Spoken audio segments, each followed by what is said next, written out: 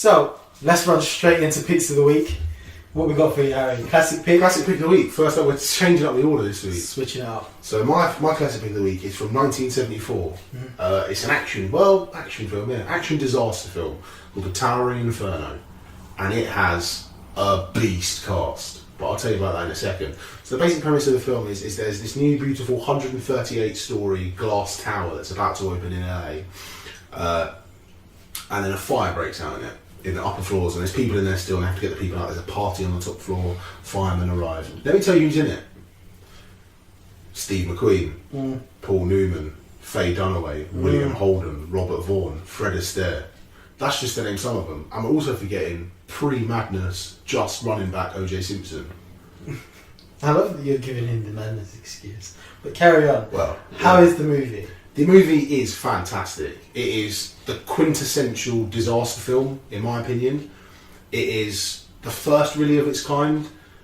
It's also got a quite interesting fact where Paul Newman and Steve McQueen hate each other because they both were trying to fight Faye Dunaway, and Paul Newman was obviously succeeding because this isn't in the movie. This is actually this is real life. So they're not top build. They're dual build. So in the title sequence, it says The Towering Inferno starring Paul Newman and Steve McQueen, and they both have 75 lines in the film, but Steve McQueen doesn't show up till an hour in. So Paul Newman's already said half of his lines, so it makes it look like Steve McQueen's fireman is the lead actor, and it's brilliant. The set design's incredible. The way it's shot is incredible. The practical effects are incredible. The fires look like they will actually burn you. O.J. Simpson gives a very good performance. How real are the fires? Like, very real. It's actual fire. It is actual fire. Yeah. They set some bread on fire. There's a brilliant bit at the end where they're lowering people from a lift. I don't know where you'd find it, but I thought John Williams did the score of it, so callback.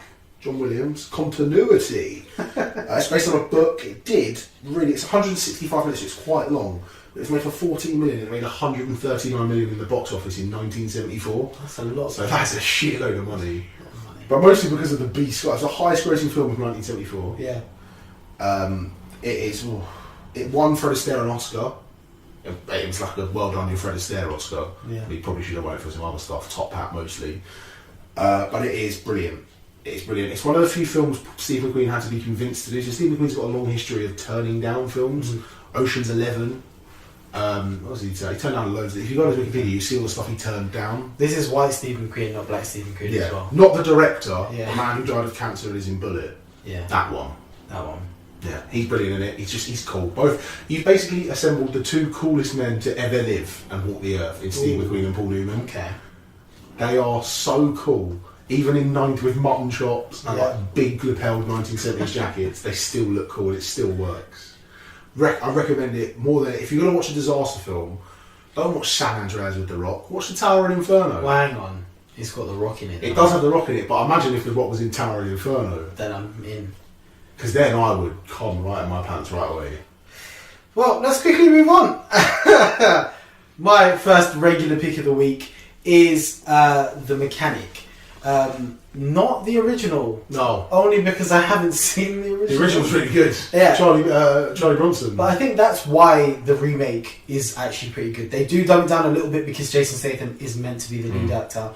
But I think Ben Foster in this movie is so one of Hollywood's fantastic. most underrated. Incredibly underrated. Wow. And the premise is basically exactly the same. An elite hitman teaches his trade to an apprentice who has a connection to one of his previous victims. Is the apprentice played by Kit Harington? The apprentice is Ben Foster. Oh. That's why Ben Foster's in it. Fair enough. Then the way it ends up, like, do not watch the sequel. Don't ever watch the sequel. It's terrible. It's on Netflix, but it's crap. They're both on Netflix.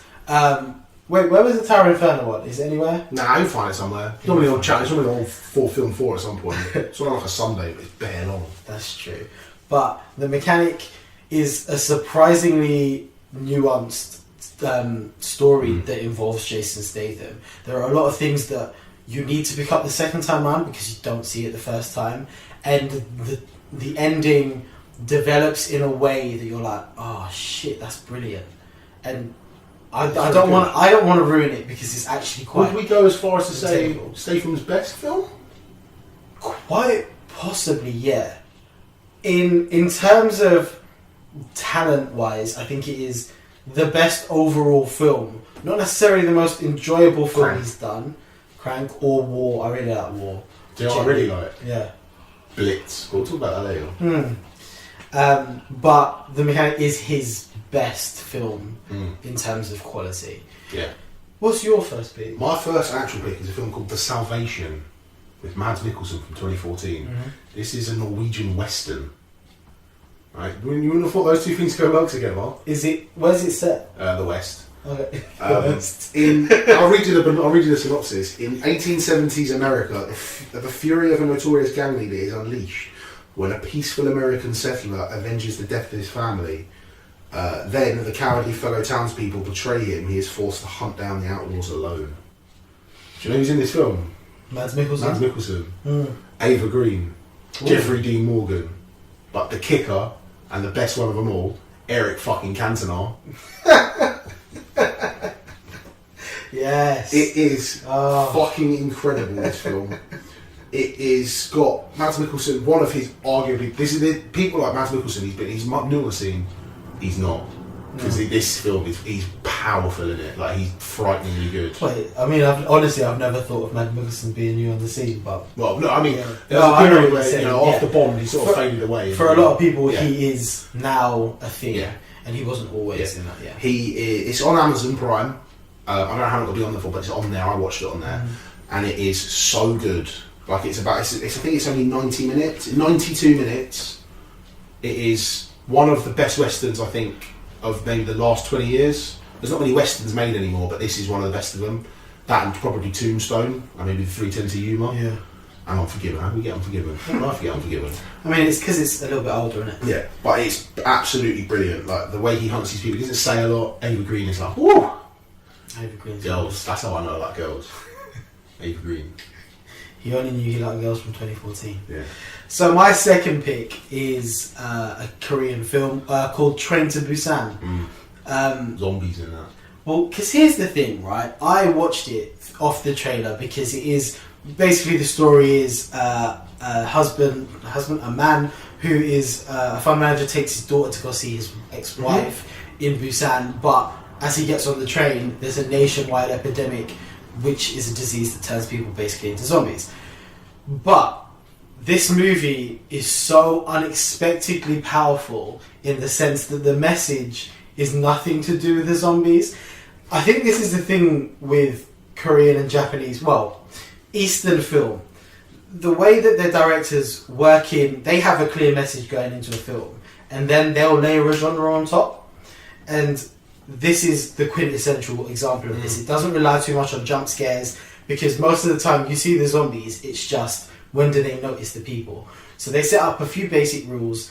The zombies only know you're there when they can see you, or hear you, but not, like, their hearing isn't great. And they don't remember really many functions, so they can't remember how to open doors and bits like that. And so it's fucked if you go in a room.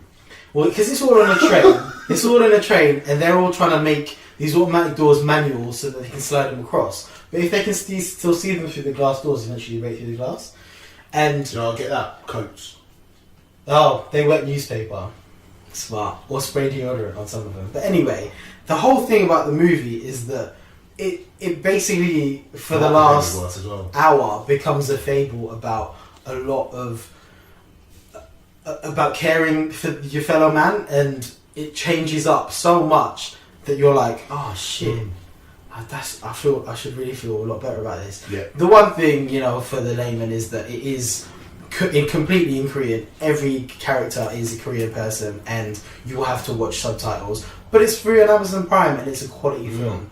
Definitely worth a watch. What a Korean cinema. Exactly. Whilst eating Korean barbecue. Oh, I wish I could. Shall I do my final pick? Final pick. My final pick is a Netflix film called Win It All. From 2017. I told you about this film. You did. So it's a Joe Swanberg film. If you're not familiar with Joe Swanberg, he's basically the king of mumblecore. Independent cinema is his lifeblood. He has been offered studio films and he went, nah, fuck that, I'm from Chicago, I'm going to make my own shit. And so this film's got Jake Johnson in it, who you know from Jurassic World, New Girl, Mummy. But so the basic premise is Jack Johnson plays a guy called Eddie Garrett. Eddie Garrett agrees to watch a duffel bag for an acquaintance who is headed to prison. When he discovers that cash is in the bag, he is unable to resist his temptation to gamble and winds up deeply in debt. When the prison release is shortened, Eddie suddenly has a window of time to win all the money back. So there's $50,000 in this bag, and he goes and plays a poker game at the end. It's basically him. The film is time-carded by him, by the amount of money he has and he hasn't lost. Ah, that's good.